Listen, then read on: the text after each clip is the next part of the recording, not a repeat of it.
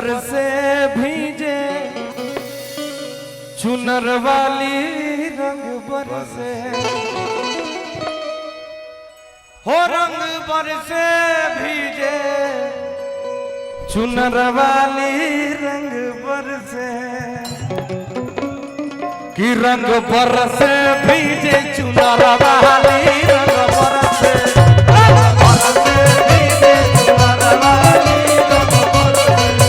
रंग बरसे भीजे चुनर वाली रंग बरसे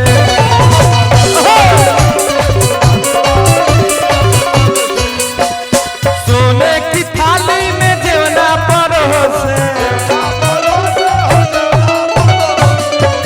थोड़ा आप लोग खाली मोबाइल, जब से मोबाइल आ गया है ना काम गड़बड़ा गया है। बहुत दिक्कत हो मोबाइल आप लोग जेब में रखिए, अपने अपने जेब में रखिए, रखा मत रख।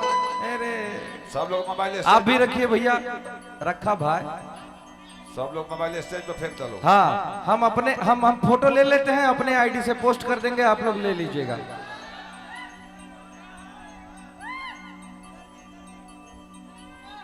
अब मेरे आईडी से पोस्ट हो जाएगा, आप लोग ले लीजिएगा। अब सिर्फ गाना सुनिए, मोबाइल बंद कर दीजिए।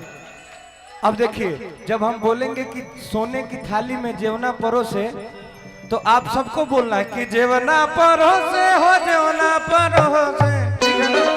ठीक है, सब कोई बोलेगा, ठीक ना? शुरू कर जाओ। सोने की थाली में जेवना परोसे